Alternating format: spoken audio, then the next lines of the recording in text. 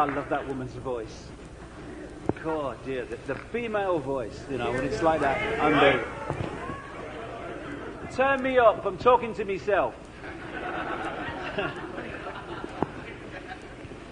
Just saying, that song's fantastic. I love her voice. Just kind of, it's like a voice to die for.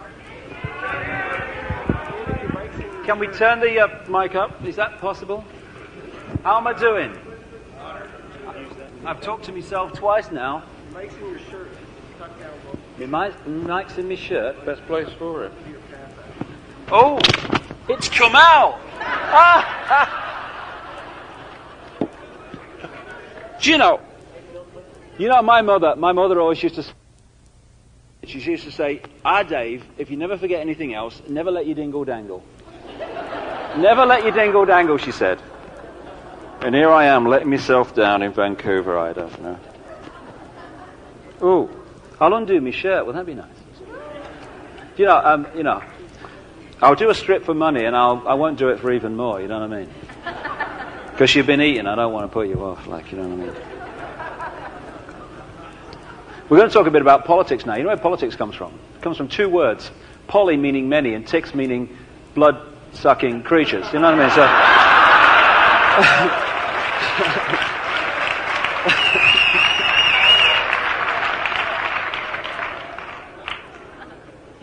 Can you hear me now? My dangle's not dangling in my dingle dangle thing. Yeah, great. I love technology. I got a great friend, you know. I got a great friend who's into technology, an Irish friend of mine, nice guy.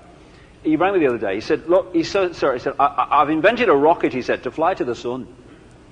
I said, "That was a bloody daft." I said, "You can't fly to the sun." I said, "The bloody thing will melt." He said, "Oh no, sir." He said, "I've sorted that one out." He said, "I'm going at night."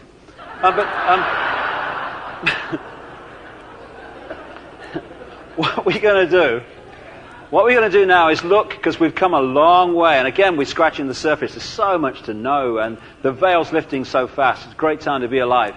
We're going to look at the way the story relates to what is happening in the world today, the agenda and the networks today. And this is the structure, it seems, that the world is designed to evolve into. And this is no longer, although it once was, a projection forward. I think this is what's going to happen. We are seeing this happen now in front of our eyes. The idea is for a world government, and the movement to superstates like the European Union and the evolution of NAFTA and APEC are designed to be one layer of that as we move towards centralization of power. And it's a very interesting reason, a very obvious reason, never mind interesting, why this is happening. If there is not many of you, and you wish to manipulate billions, then diversity is your worst nightmare. The more that power and decision-making is decentralized, the more diversified it is, the more diversified the countries and the cultures are as we celebrate the diversity of human creativity and human form instead of scorning it and allowing that to be the divisions through which we're divided and ruled. It's your worst nightmare. If you're going to be a few controlling the very many, you have to do two things. You have to centralize power optimally on a global level, and you have to scorn diversity and create uniformity of culture. And that's precisely what we've been moving through this century. Under the world government, it's designed to be a world central bank, a world currency, which is designed to be electronic, not cash, for which there are fundamental implications for freedom. If you now go into a garage or a shop and you hand over electronic money and you put the credit card in, and they say, "Oh, sorry, you won't accept your credit card. Terribly sorry." But you've still got a choice while cash is in circulation, which is, well, better pay cash then. But what happens when there is no cash in circulation, and the amount of actual stuff you can hold in your hand now compared with figures on a screen is a fraction and falling of the money in circulation? When that computer, or whoever programs it, says no to your credit card, or your microchip is designed to move into, then it's deciding if, whether, what, where you purchase, because if it says no, there's no other form of purchase. That's the idea. Not efficiency, control. The World Army, I've been talking about this and writing about this for years, is designed to be NATO, fusing eventually into the UN peacekeeping force to become the World Army. NATO being the dominant force. And as I've said in books over the years, and other people have too, watch for conflicts in which NATO can be used as a peacekeeper out of its normal duties, so that it sets the precedent of being the force which reacts to problems in any country. And because of Bosnia and because of Kosovo and things like that, we are seeing that evolution, which I'll come to in more detail shortly. And then there's the microchipped population, which was very funny when I first started talking about this years and years ago, except now it's being introduced. Under this layer of world government is designed to be the European Union, which evolved out of a free trade area, the European Economic Community, just a free trade area, nothing to worry about, and then we evolved that, stepping stone style, to the centralized fascist European state. NAFTA, just a free trade area, nothing to worry about. Mr. Mulroney and Mr. Bush both got together and said, if you're ever so good for trade, oh, that was good, oh. And so we're now stuck with NAFTA, which has been great for the Canadian economy, apparently. And then you get the Pacific Union, which is designed to evolve out of APEC, the Asia-Pacific Economic Cooperation, which was set up in 1994 at a meeting in which Bill Clinton was a main attendee. And under that come nation states and regions, which in Europe, of course, are now subordinate to that. And then you get to the people. That's the idea and the structure we're aiming towards. And again, when you turn on the news, you see the rapid movement towards that. This guy with the patch on his chest works for the CIA as a scientist, I mentioned at the start of the talk. He told me when I met him, 2-3 years ago now, that microchips were so small you could insert them with hypodermics in vaccination programs.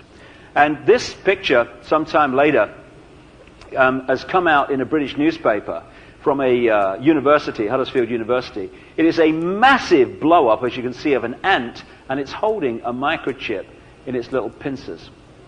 That's how small they are, and getting smaller all the time. And the barcoded person, symbolized in this picture, we are moving towards very rapidly as we become embroiled in a network of technology in which we can't go anywhere and do anything of significance without some technologies recording it. Again, that's the idea. And if George Orwell had called his book 1994, he would have been spot on. And George Orwell came from a level of knowledge that the agenda existed. Now, that structure I've just talked about, which we're aiming towards and moving towards rapidly, if that was offered openly, then there would be a massive reaction against it. People say, that's a global fascist state. We're not having that. We want to know. We want to decide what's going on in Canada. Come on. We're not having that at all. So you have to use a technique, one of many mind and emotional manipulation techniques, so that you get the people who would normally oppose the agenda to actually see the agenda as a good idea or the only solution to problems you create. Now, in the upper levels of Freemasonry, they have a motto, Ordo ab Chaos. That means order out of chaos. The idea is that if you want to change society from the status quo to advance it into the image that you want it to be, if the status quo is working and you have harmony, you are going to have one hell of a job to get people to change that society. So you need to create problems in the status quo which you can then offer solutions to. They just happen to be solutions that reform society in the form that you want. And what the Freemasons call order out of chaos, I call problem, reaction, solution. And it works like this. If you were offering your agenda at this point openly, as I said a few minutes ago, there would be a reaction against it. So at this point, you break the status quo up. So the status quo appears not to be an option. You create a problem. You make sure someone else is blamed for it, like some lone assassin, and you make sure that it changes the status quo in some way. It could be a run on a currency. It could be the collapse to the Canadian currency's value. It could be a war at its most extreme. It could be a government collapse. Any of these things, a terrorist bomb. You then get the media, which you also control at ownership level and by lack of vision and courage at journalistic level, often. You get them to report your problem in the way you want it reported and to blame the people you want blamed. Let's analyze this for a second. When a major event happens, like Oklahoma or a war or whatever, in the first 24 to 48 hours, Waco's another example, you are given the official version of that event. Just listen to the journalists talking and writing. FBI sources say this, White House sources say that, government sources say this. In other words, the explanation in the immediate aftermath of a major event is what the government explanation is. That explanation is at the top of all the newspapers, front page, because the event's just happened. It's at the top of every radio and news bulletin. That goes around the world. This is what happened at Waco. This is what happened at Oklahoma. Then people who are interested in what really happened start digging away. And again, the official version is demolished. Where is that reported? Not at the front page of every major newspaper, not at the top of every global news bulletin. In small circulation books, in small circulation newsletters and papers and magazines. And so, decades after the official version of these events has been demolished by research, stop anyone in Sydney, Australia, in London, in Vancouver, and say, Waco, Oklahoma, and they will regurgitate the version they heard in the first 24 to 48 hours, which just happens to be the official version. This is how it works. So stage one, you create the problem, you get the public to be informed about that problem in the desired fashion. So getting the public to say, something must be done, this can't go on, what are they going to do about it? Enter the sting. Those who've created the problem and glean that reaction then openly offer the solutions to the problems they have themselves created. In this way, people are demanding that an agenda is introduced or allowing it to be introduced when if it was offered openly they would oppose it vehemently. Problem, reaction, solution. And when you look at Oklahoma, just as an example, whether Timothy McVeigh was involved or not is open to debate. What is not open to debate on the evidence, I would suggest, is that not only he was involved. As independent bomb experts who spent a lifetime in the military have confirmed, the bomb that caused the Oklahoma horror, 168 men, women, and many children, killed and maimed others, could not possibly have been caused by a fuel fertilizer device in a Ryder truck. It had to be caused by a very high-tech device on some of the pillars, or the building could not have fallen like that because it was an immense building. And it's interesting that some of the parents of children who died in Oklahoma started doing some research, made themselves very unpopular, and they established that the target, apparently, of Oklahoma, the Bureau of Alcohol, Tobacco and Firearms Department that was involved in Waco, nobody from that department was in the building when the bomb went off, but they were in full combat gear around the building an hour before the bomb went off. And when you look at the background to Oklahoma that you're not told about, quite clearly there is a great more information to know than we're being told, which would put a totally different light on what happened there and why. And why did it happen? Problem, reaction, solution. You have to have the solution to the problem.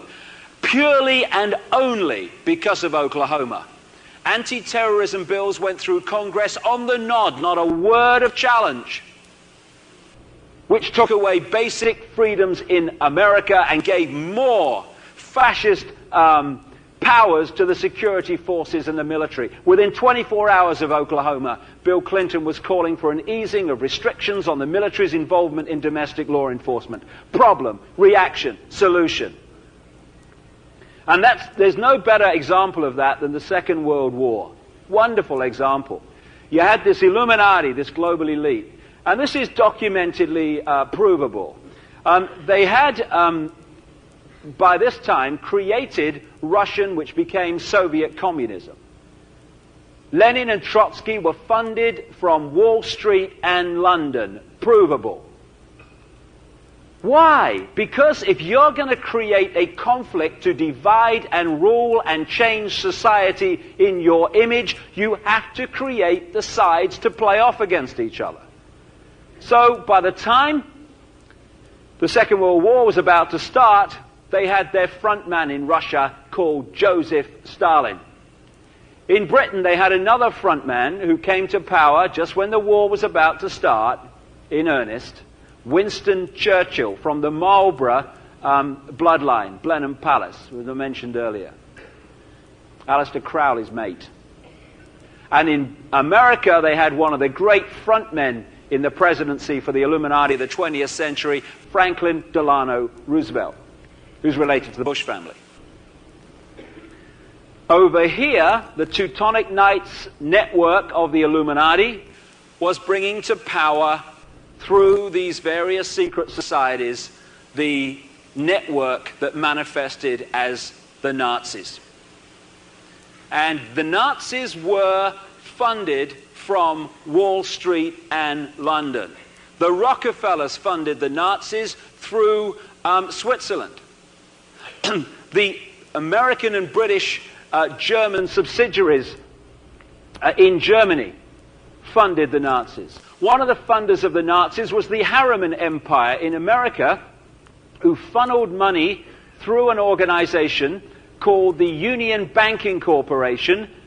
Director Prescott Bush, father of George Bush, and that Union Banking Corporation interfaced with the banking and steel empire of Fritz Thyssen, who was exposed publicly after the war as being one of Hitler's major funders. And the Harriman organization, incidentally, was one of the major funders of the eugenics race hygiene movement, now called population control in the Third World, where they are using aid to force women to have abortions and be sterilized even if they don't want to be.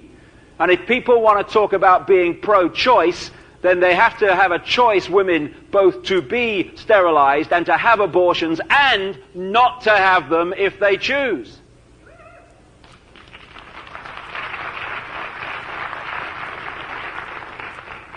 Dr. Ernst Rudin was one of Hitler's, in fact, probably Hitler's main race hygiene experts. He occupied a whole floor of a German university to experiment in his race hygiene insanity. Who paid for that? The Rockefellers from America. The world is not black and white, it's shades of grey. And so you had this situation where the two sides were created and then they were played off against each other. And what happened? You had 55 million casualties as a result of that war, of all different races, colors, and cultures. Massive problem. The second global conflict in just a few years. The end of that global conflict, this world, particularly Europe and North America, was mentally, emotionally, physically, spiritually exhausted. What did they say collectively, understandably? Something must be done. This can't go on. What are they going to do about it? Solution?